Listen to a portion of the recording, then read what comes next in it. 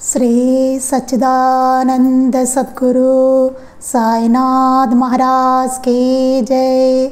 श्री सच्चिदानंद सद्गुरु अलिवेलु मंगम्म सहित भरद्वाज महाराज की जय।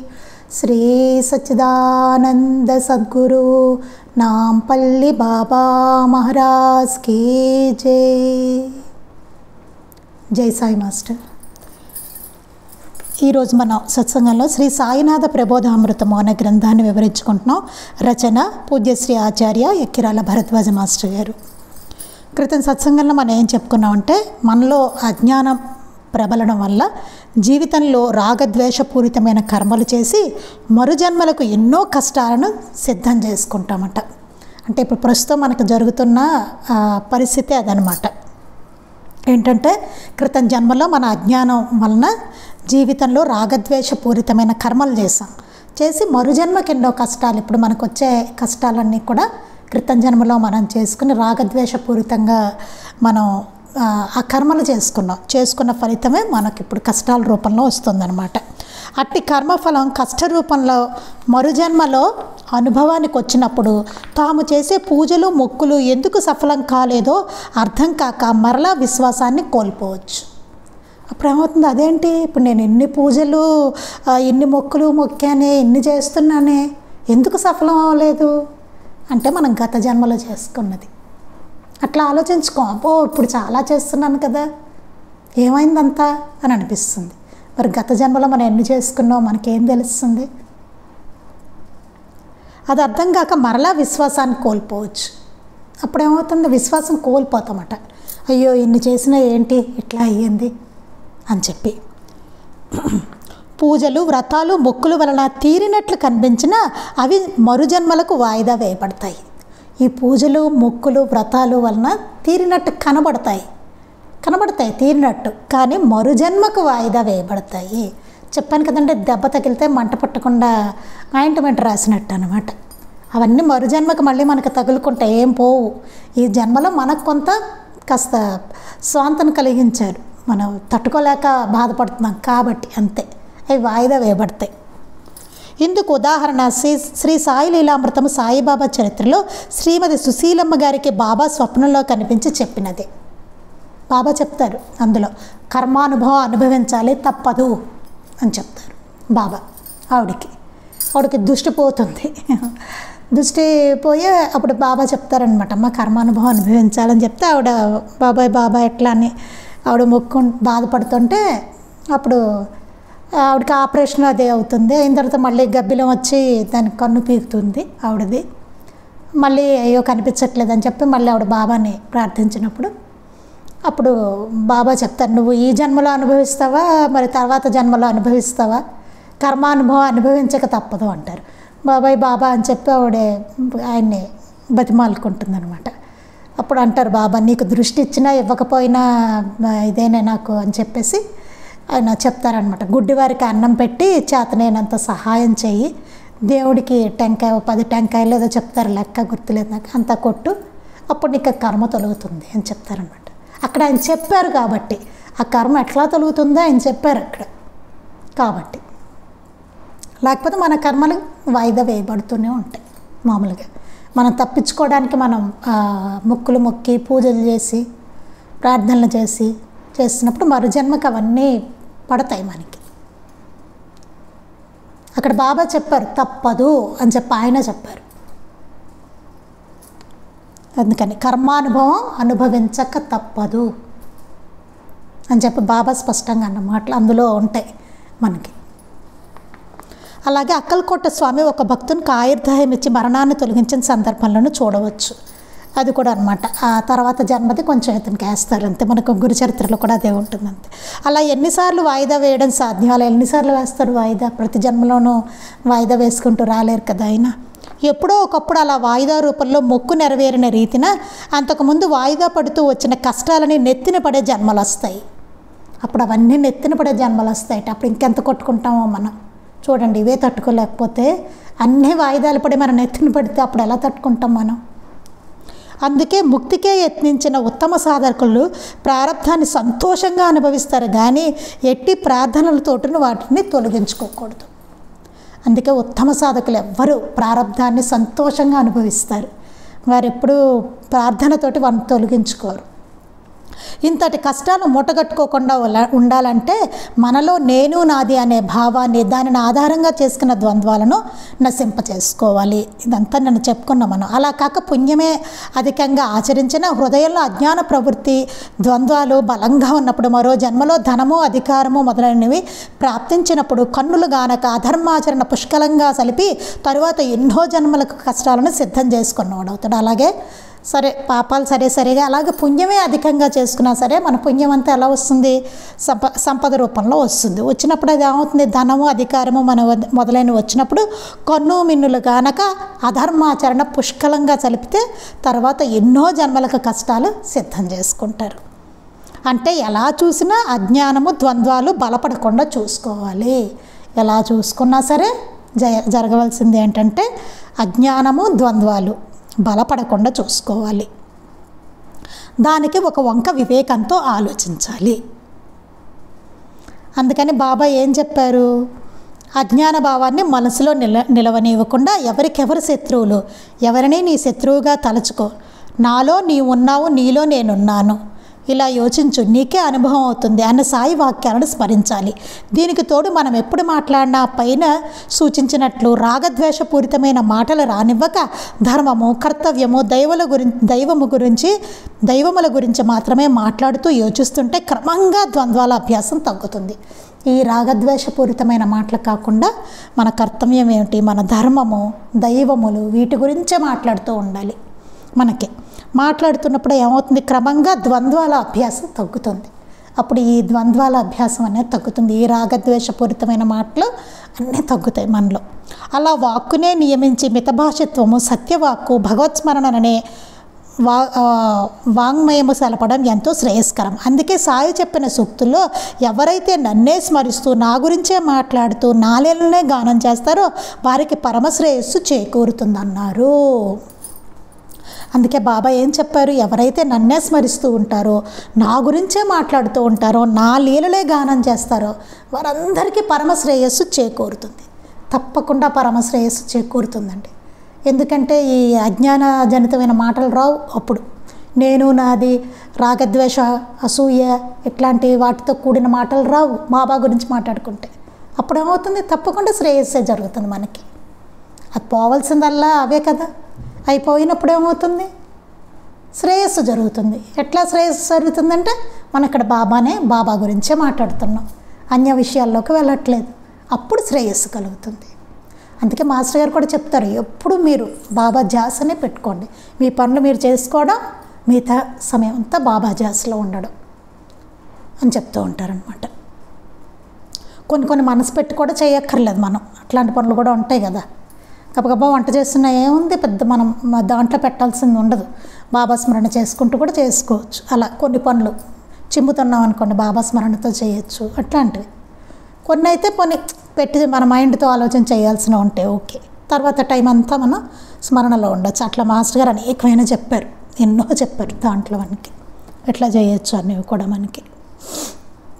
అలానే పని చెయ్యి, దేవుని నామం ఉచ్చరించు, సద్గ్రంథాలు పఠించు అన్నారు. అది కాకుండా మనకి పని చెయ్యి, దేవుని నామాన్ని ఉచ్చరించు, సద్గ్రంథాలు పఠించు అని కూడా చెప్పారు.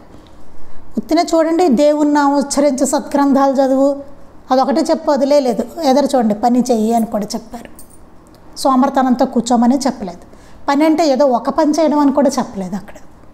అదంతా మనం తర్వాత చదువుకుంటాం. ఈ సూక్తికి ఏంటన్నది ఈ గ్రంథంలోనే ఉంటుంది. తర్వాత వివరణ ఉంటుంది, మాస్టర్ గారు చెప్పిన వివరణ. పని చెయ్యి అంటే ఏంటి ఇదంతా ఉంటుంది, మనం చదువుకుందాం తర్వాత. ఇవాళ ఇంకేముందో మనం చదువుకునేది చాలా ఇంపార్టెంట్ అండి. ఇవాళ మనం చదువుకునేది చాలా చాలా ఉపయోగమైంది మన అందరికీ మనకి చాలా చాలా అవసరం అయ్యేది. ఎందుకు చెప్తున్నానంటే ఇవాళ చదువుకునే దాని గురించే మాకు 2 రోజుల నుంచి మా అబ్బాయికి నాకు ఏదో డిస్కషన్ జరుగుతుందన్నమాట. దానికి సంబంధించి ఇది ఉంది. అందుకోసం నేను చెప్తున్నాను, అందరికీ ఇది చాలా ఉపయోగపడేది. పిల్లలకేంటి, పెద్దవాళ్ళకేంటి, అన్ని వయసుల వాళ్ళకి కూడా ఇది చాలా ఉపయోగపడేది అనమాట. ఈ నిర్ణయం తీసుకోగానే మనిషికి జనసంపర్కం తగ్గుతుంది. వెంటనే ఏమవుతుంది, మనకి ఈ నిర్ణయం తీసుకుంటాం మనం, బాబా చెప్పినట్టుగా ఉండాలి అని అనుకోగానే ఏమవుతుంది, మనకి జనాలతో అది తగ్గుతుంది కొంత కదా. ఇది చాలా అవసరం, అది అవసరం అంటండి, చాలా అవసరం అదని చెప్తున్నారు ఇక్కడ. ఎందుకో చూద్దాం.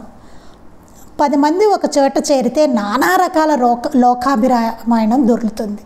అంతే కదండి. 10 మంది కూర్చున్నారనుకోండి, ఏమవుతుంది, ఒకడు ఏదో విషయం చెప్తాడు, ఇంకో రాజకీయాల గురించి చెప్తాడు. అది 10 మంది వింటూ ఉంటారు అక్కడ కూర్చుని. వాళ్ళు ఒకడు మాట్లాడుతుంటే 9 మంది వింటూ ఉంటారు అక్కడ 10 మందిలో. ఇంకోడేమో సినిమాల గురించి చెప్తాడు, అక్కడ మళ్ళీ 9 మంది వింటూ ఉంటారు దాని గురించి. ఇంకోటి ఏదో చెప్తాడు. ఇలాగ లోకాభిరామణ ఎంత ఉండదు కాదంటే. మొన్న ఎలక్షన్స్ టైంలో ఎక్కడైనా అదే మాట్లాడండి. ఎంత విసుగొచ్చిందో నాకు. ఎవరిని కలిసినా ఎలక్షన్స్ గురించే మాటలు. చాలా విసుగొచ్చింది నాకు. చిరాకుని అసలు పాలిటిక్స్కి చాలా దూరంగా ఉంటాను. చిరాకు వచ్చింది. ఆవిడ ఏంటో కూడా నాకు తెలియదు. ఏదేదో అదే మాట్లాడుతున్నారు అందరూ. ఏమవుతుంది, నానా రకాల లోకాభిరామాయణం దొరుకుతుంది. ఎన్నో రకాలు, ఎక్కడి నుంచి ఎక్కడికి కడతామో తెలియదు మాట్లాడుకుంటూ. ఏవేవో వస్తాయి. ఏకాగ్రము శుద్ధము కావలసిన మనసు చెత్తపుట్టలాగా తయారవుతుంది. అప్పుడు ఏమవుతుంది, ఏకాగ్రము శుద్ధము అవ్వాలి మన మనసు. అలాంటి మనసు ఏమవుతుంది, ఒక చెత్తపుట్టలా తయారవుతుంది అనమాట. నానా లోకాభిరామాయణం అందరూ పెట్టుకుంటే ఏమవుతుంది, మనసులో చెత్తపుట్ట. మీరు ఎప్పుడైనా ఆలోచించండి. ఏదైనా ఫంక్షన్కి వెళ్ళొచ్చిన తర్వాత కూర్చుని మీరు పారాయణ తీయండి. ఎంతమంది నిజంగా శ్రద్ధగా దాని మీద అసలు దృష్టి పెట్టగలుగుతామో చూడండి, గమనించండి. అలానే వెళ్ళకూడదా అంటే వెళ్ళకూడదని నేను అనట్లేదు. కాకపోతే మనం ఎట్లా మన వాక్కుని నియంత్రించుకుంటున్నాం, మనం ఎట్లాంటివి తీసుకుంటున్నాం, అవన్నీ ఇంపార్టెంట్. ఎట్లాంటి మాటలను మన మనసులోకి పట్టించుకోవడం, ఇవన్నీ చాలా ఇంపార్టెంట్. త్వరగా చూడండి, ఒకసారి చెక్ చేసి చూడండి. చాలా డిస్టర్బెన్స్గా ఉంటుంది.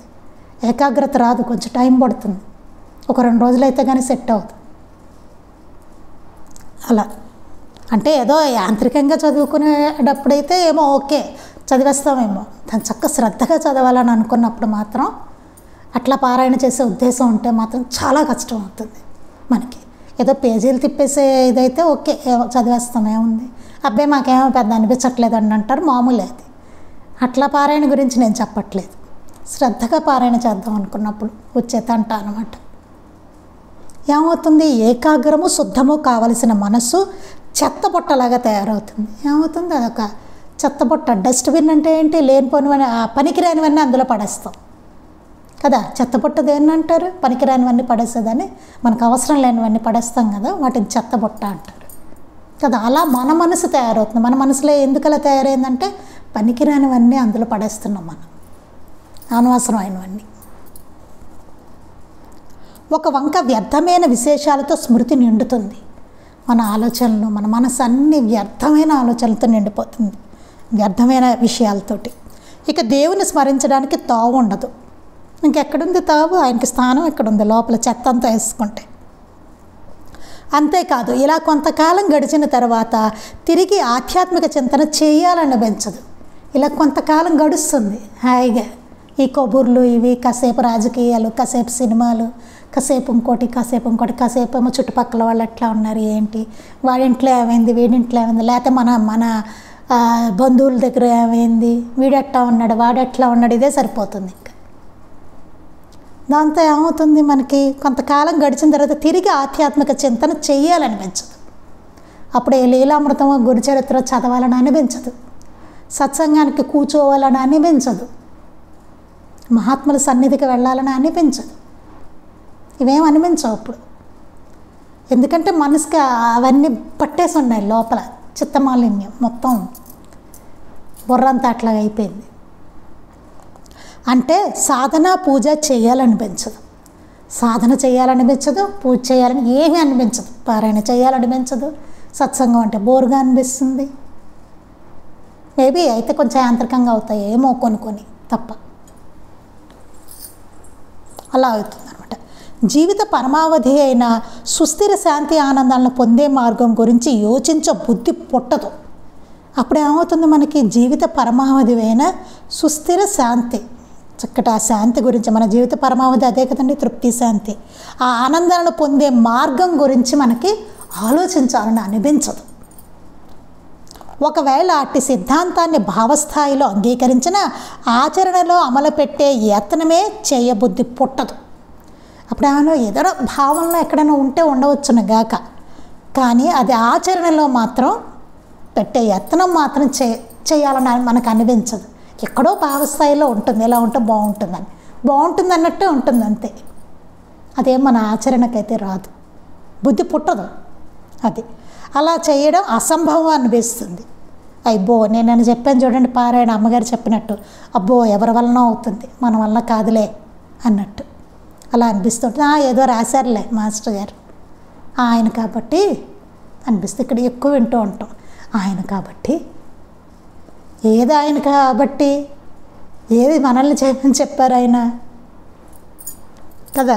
ఆలోచించుకోవాలి. ఎందుకు ఇన్ని గ్రంథాలు రాశారు, ఊరికే చదువుకోండిరా, ఇలా చేస్తే మంచిది, ఇలా చేస్తే మంచిదని ఉత్తున రాశారో చదువుకోమని, చేయమనే కదా చెప్పారు. ఇప్పుడు డాక్టర్ దగ్గరికి వెళ్ళాము, మనకి రోగం వచ్చింది, ఇది మాస్టర్ గారు చెప్పారు, ఇది రోగం వస్తే డాక్టర్ గారు మందు రాశారు, ఆ చీటీ చదువుకుంటూ ఉన్నాం అనుకోండి, తగ్గుతుందా? తగ్గదు కదా. ఆ మందు వేసుకోవాలి కదా, ఆయన చెప్పిన పథ్యం పాటించాలి, అవన్నీ చేస్తేనే తగ్గుతుంది. ఇది కూడా అంతే, ఉత్తనే మనం ఇట్లా చదివేసుకుంటే ఏమీ ఉపయోగం లేదు కదా. మాస్టర్ గారి గ్రంథాలన్నీ అదే, చదివేసుకుంటే సరిపోతుందని అనుకోకూడదు.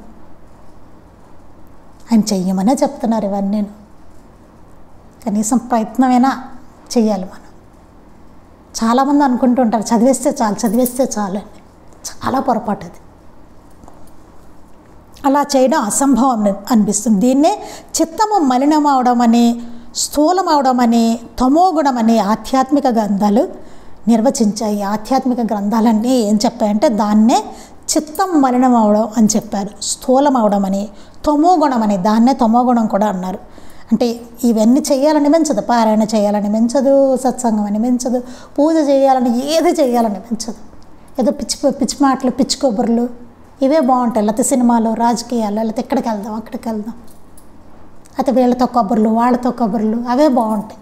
జనాలతోటి పిచ్చి విషయాలే మనకు బాగున్నట్టు ఉంటుంది, అంతే కదండి. ఎప్పుడు చెడప్పుడు చాలా సులువుగా ఉంటుంది, అవునా? మంచి ఎప్పుడు చాలా కష్టంగా ఉంటుంది. ఇవాళ మా అబ్బాయితో అదే చెప్తున్నా నేను, రే మంచి విషయాలు చాలా కష్టంగా ఉంటాయిరా, చెడు ఎప్పుడు చాలా సులువుగా ఉంటుంది. అదే డిస్కషన్ అవుతుంది మాకు గత 2 రోజుల నుంచి వాడికి నాకు.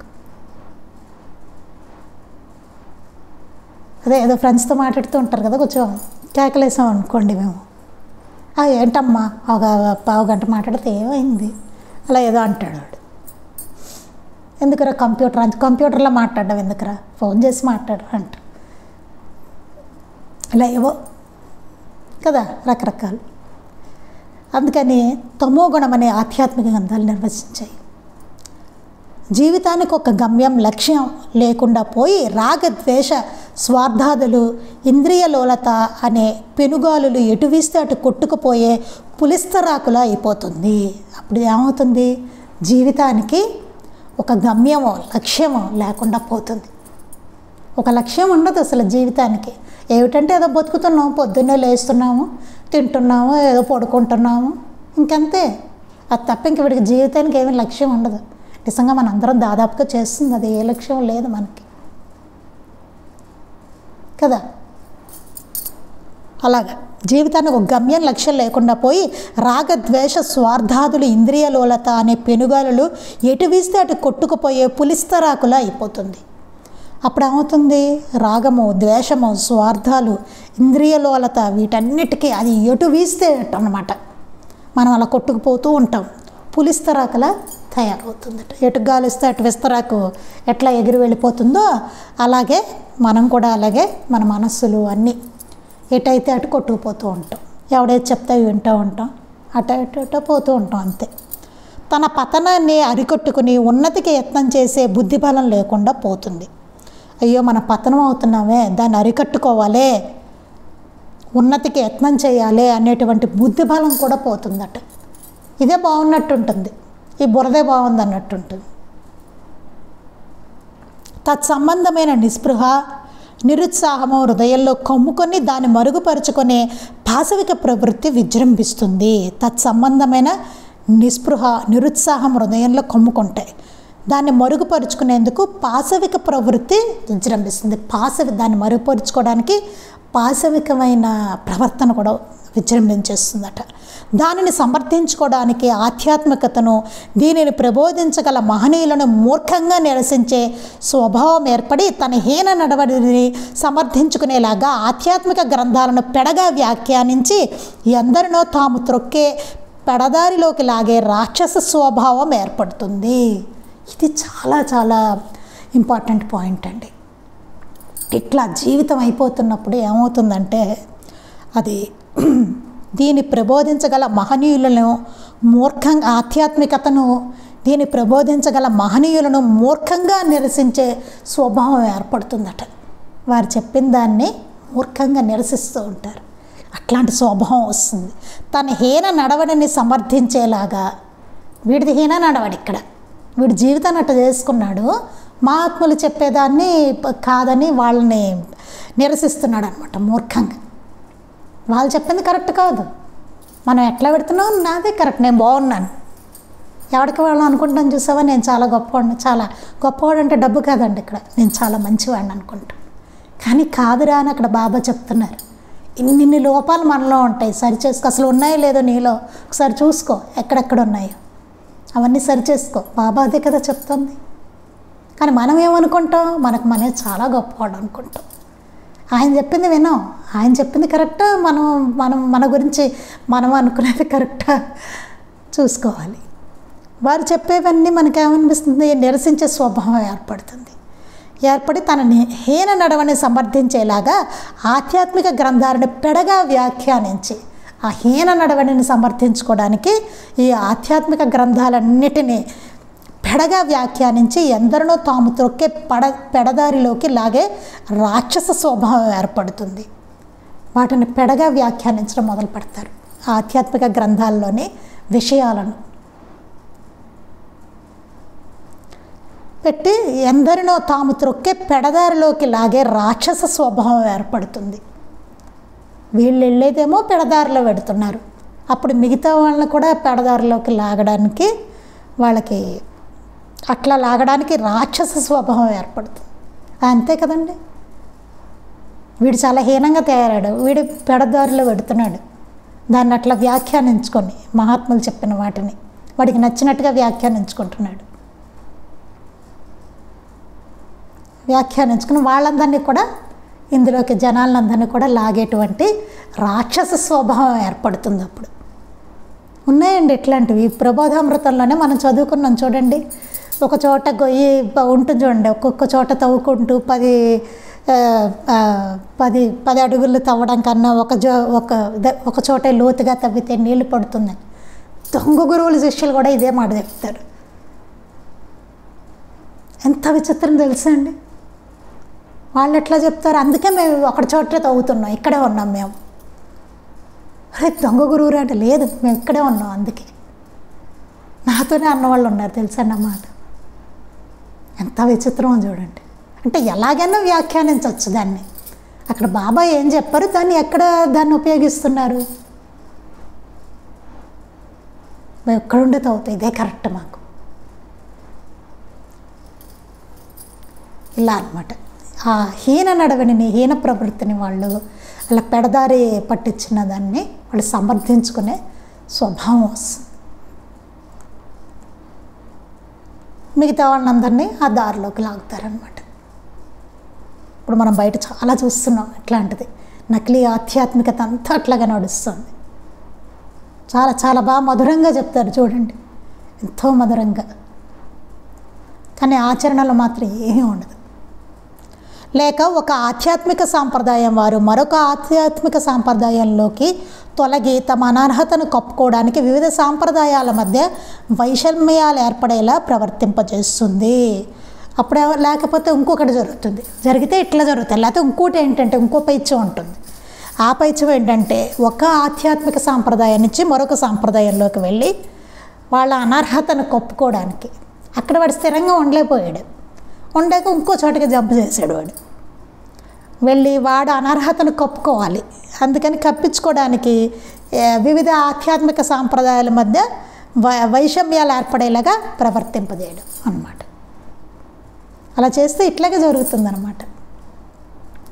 తాజడ్డ కోతి వనమెల్లా చెరిచినట్లు, వీడు ఎలాగో చెరాడు వనమెల్లా చెరిచినట్టు అందరినీ చేర్చడం. అందుకే చాలా జాగ్రత్తగా ఉండాలండి. అందరి హృదయాలు సాయి మందిరాలు, అది గుర్తుపెట్టుకోవాలి. అందరి హృదయాల్లోనూ బాబా ఉంటారు. అంటే మనం సరిగ్గా ఉంటూ పక్క వాళ్ళ హృదయాన్ని కూడా సరిగ్గా ఉండేలా చూడాలి. లేనిపోని చెత్త మనం వేసుకుని వాళ్ళకి వేసి ఆ పని చేయకూడదు. చాలా జాగ్రత్తగా ఉండాలి ఎవరితో. అందుకే మాస్టర్ గారు చెప్తారు, ఎవరితోనైనా మాట్లాడేటప్పుడు ధర్మము, కర్తవ్యము, దేవుడు అంతవరకే మాట్లాడండి అని ఎందుకు చెప్పారు? అందుకే వాళ్ళ హృదయాలు సాయి మందిరాలు, మన హృదయాలు సాయి మందిరాలు. అది గుర్తుపెట్టుకోండి. నానా చెత్త అందులో వేయకండి. చెప్పింది అందుకే. మన అభిప్రాయాలను కరెక్ట్ అనుకుని ఎప్పుడు ఎదటివాడిని కూడా దాంట్లో నడిపించాలన్న ప్రయత్నం చేయకూడదు. ఎప్పుడు మన అభిప్రాయాలన్నీ తప్పే. మహాత్ములు చెప్పింది ఎప్పుడు సరైనది. అది గుర్తుపెట్టుకోవాలి. వారు ఎంతటి అనుభూతితో అనుభవించి చెప్పిన వాళ్ళు దాన్ని కదా, వాళ్ళు ఆచరించి చూపించిన వారు దాన్ని. అట్లా లేకపోతే ఏం దుష్ఫలితాలు మనకు వస్తాయో కూడా వారు చెప్పారు, మనకు తెలుసు. అందుకని తాజడ్డ కోతి వనమెల్లా చెరిచినట్లు మనలో దాగి ఉన్న మానసిక శక్తి, బుద్ధి, కుశలతలు మన యొక్క సాటివారి యొక్క ఉద్ధరణకు ఉపయోగపడే బదులు పతనానికి వినియోగపడతాయి. ఇప్పుడే చెప్పుకున్నాం. ఇది మనలో దాగి ఉన్న మానసిక శక్తి, బుద్ధి, కుశలతలు మన యొక్క సాటివారి యొక్క ఉద్ధరణకు ఉపయోగపడే బదులు, మనము సాటివాళ్ళు ఉద్ధరింపడానికి ఉపయోగపడాలి. మనలో ఉన్న శక్తి, బుద్ధి ఇవన్నీ దానికి బదులు పతనానికి వినియోగపడుతుంది. అంతే కదండి. పిచ్చి పిచ్చివన్నీ చెప్తే ఏమవుతుంది? వాళ్ళ మనసులు పాడవుతాయి. మనం ఏదో ఒకటి పట్టుకుంటూ వెళ్తే వాళ్ళని కూడా లాగామనుకోండి అందులోకి. తాచెడ్డ కోతి వనమెల్లా చెరిచినట్లు. అందుకని వినియోగపడతాయి. ఇట్టి ప్రవృత్తులనే వాడాలోని దొంగలోని సాయి వ్యవహరించడం చూడవచ్చు.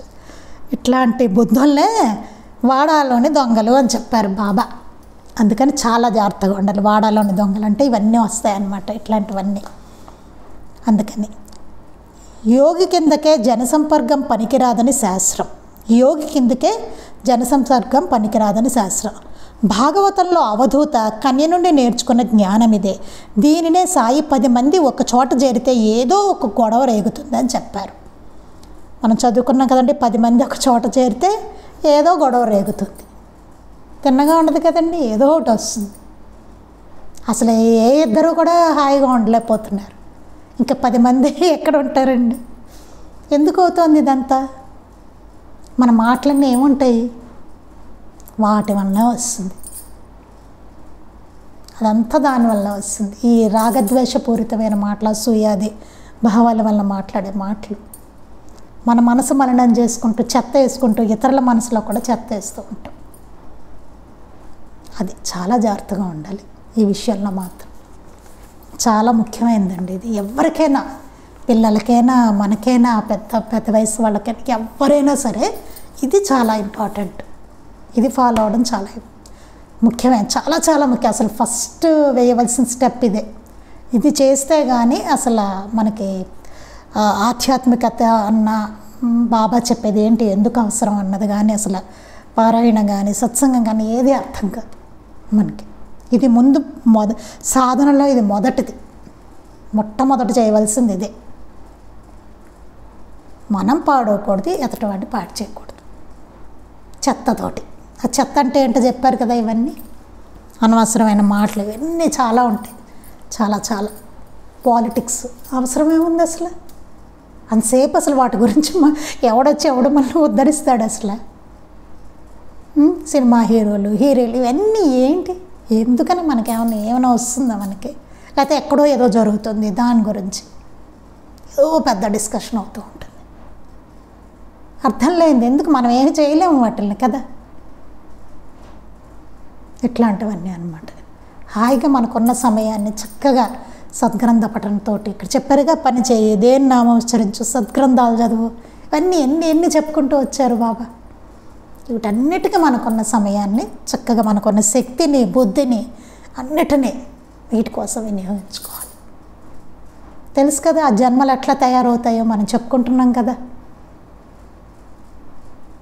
అది చాలా ఇంపార్టెంట్ అండి. మాస్టర్ గారు కూడా ఎంత ఘాటుగా చెప్పారో చూసారా ఇవన్నీను. అందుకని చాలా ముఖ్యమైనది.